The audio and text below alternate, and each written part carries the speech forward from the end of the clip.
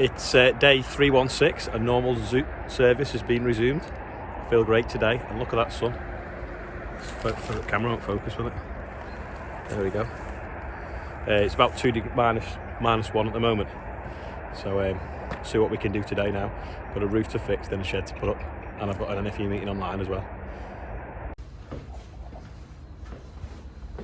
When we put this insulation the other day, we ran out of spray foam to tighten it up. Anyway, it's fell off overnight, so we're going to have to put it back in, spray foam it, and then put some ratchet straps between the pillars to sort of hold it in tight until the foam goes off. It's actually minus 1.7, so this soil's quite frozen. We're going to see if we can get some of these bales in off the field, because last time we made a bit of a mess. But Rich has cleared all the scrap up, or most of it, so we've got a bit of a track through here now, so we're going to see if we can get this straw in, and if it's damp we can dry out as well. Turns out it's not that frozen. Some of these are dry on the inside, but they've got like brown edges, so we'll see if we can dry them out. And then there's only one hay cap on the whole lot, which is a bit of a pain. Managed to get some on the trailer, making a bit of a muddy mess, and some have fell off. Really rotten ones when I tried to put too many on at once. It's a shame really, because it's worth a lot of money at the moment, rape straw. Well, that's all wet, so I don't know whether it'll dry very well at all, but we'll try it. Got them on, mostly. Trailer's sunk. Put the Merlot in first gear and we'll try and pull it out. Off we go.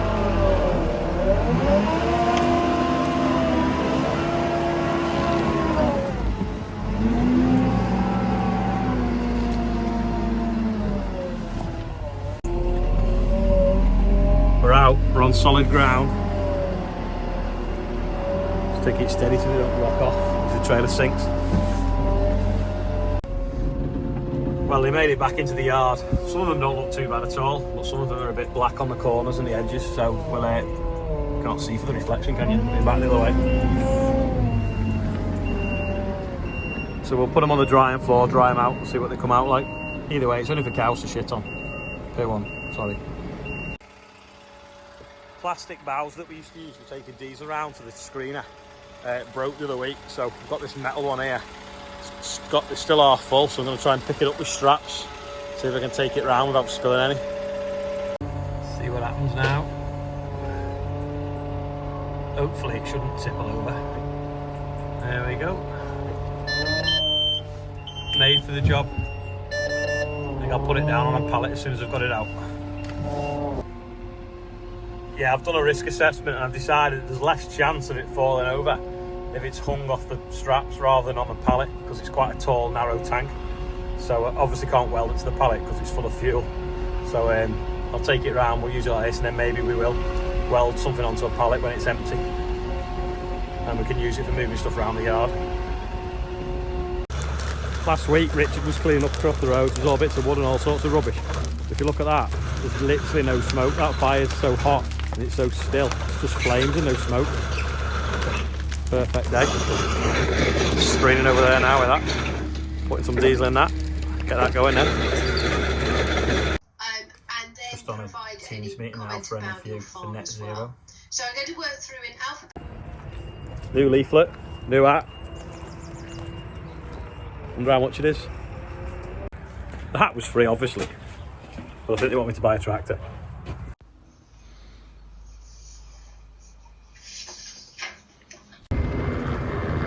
It's like Dave's dropping in.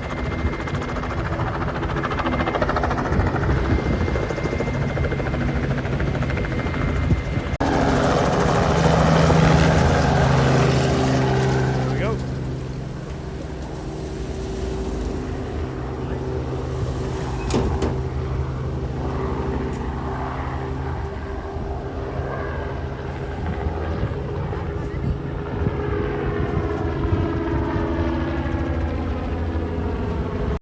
Yeah, Dave's just called in with his helicopter, come looking at the wood chipper. He wants a wood chipper that's going to do chip in one pass.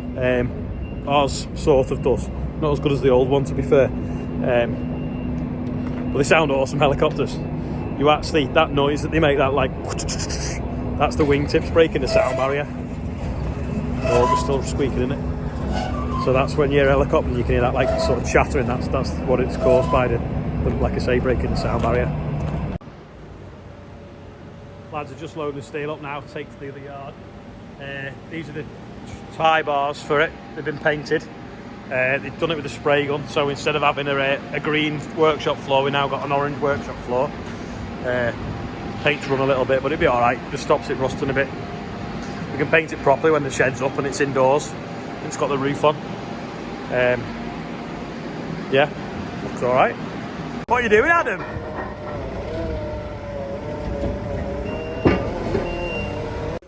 Look at that sample there, it's rubbish.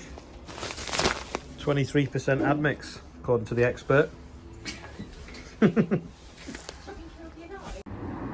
cat caught a rat and someone's put it on Andrew's car, and it wasn't me, and I'm not saying who it is. All loaded up, strapped on, off to the other yard now, ready for the erection. First apex going up. We're not going to put anything actually up today though, because we're going to run out of time.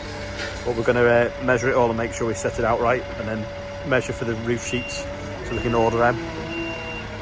That sky. But still got no planes in it. Watch that wall. Got the Merlot in crab steer so he doesn't hit that wall. So if you look, it's driving sideways. All four wheels are pointing in the same direction. Well, they were. About right for height, that. I've just told the lads someone's in the hot tub. Ah! It's obviously empty. Needs a cover putting on it though, doesn't it? The tractor's still got an early, so I'm just waiting for the air to build up. Pull forwards, lift them timbers off. Got all the steels off now, laid them all out in various different places so that they're in order for lifting on tomorrow. So then tomorrow we'll stand the pillars up first, drill the concrete, bolt it down, we'll put these back three in, then these two, and then we'll have triangle of braces going between them to hold it all square, and then we'll carry on then to the front. But it's supposed to be raining tomorrow, so that won't be very much fun at all. Cherry picker's here ready as well. This shed really wants replacing, but it's kind of in the wrong place. I'll show you why it needs replacing now actually. If you look at the bottom, look how rusty that is. You can see through it. And I think the one over here, you can actually put your foot through it. Look at that. There ain't much meat left in that girder, is there? Put your hand through it. It's amazing. It's still standing really. And it's still actually quite square. Bit of old hay in it as well. Thanks everyone for saying where you're from. I can't believe there's people as far away as New Zealand, Canada, America watching this. It's like a little bit of England, just people are interested in it, which is a bit strange. Like I say, I feel loads better today compared to yesterday. So if you're getting your COVID jab, don't worry, it only lasts for sort of 12, 36 hours. But it proper knocked me, and apparently the second dose is going to do it worse. Now my second dose is on the 17th of April. That sounds ages off, but in reality it isn't really. It's about what, sort of 8 weeks, no, 10 weeks is it, something like that.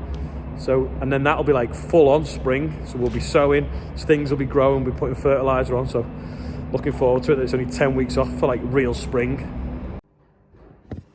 Yeah, so this was yesterday's quiz question. So if I zoom out, you'll see. So that's the Garrett turbo that something's gone through and it's knocked all the vanes off it. So that should spin round, that's what they call the compressor. It's totally seized up and jammed because it's all fell to bits. So something's gone through here and chewed it up. So basically, this is the exhaust gas. The exhaust gases of your engine come through here, turn a propeller and air that way, and then come out the sides. And then that in turn turns it what they call a compressor there, which sucks air in here and then blows it that way into the engine. So it forces air into the engine. So as something ignites in the chamber of the piston, the gases expand and rush out. As they rush out, they fly this propeller around, which then makes the other propeller that it's fastened to spin round and suck air in quicker, and it just goes and goes and goes, and it just forces more air through an engine and makes it more powerful, because the more air, the more fuel you can burn. But this, something went wrong, and something's gone through the turbo and destroyed it. It's out of a car that Andrew's working on at the moment. He's just took the cylinder head off, so these are the pistons that go up and down.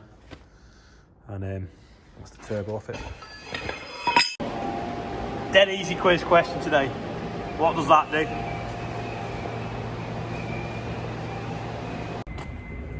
Yeah, so people will probably guess what that was, but I need to know exactly what it is, because there's various different kinds of them, and that's a specific kind. So have a guess at it anyway. So that's about it for today. It's gone dark now, it's gone cold again, and I'll see you all tomorrow. Oh, actually, no, while I'm on, thanks for everyone saying where they're from, because there are obviously people from miles away all over the world. But there was someone else I was going to ask. Yeah, that's it. Anyone that didn't say where they're from, please put in the comments so I know, because I'm trying to compile a database to see if it matches what YouTube tell me. So I'll see you all tomorrow, and don't forget to click to subscribe.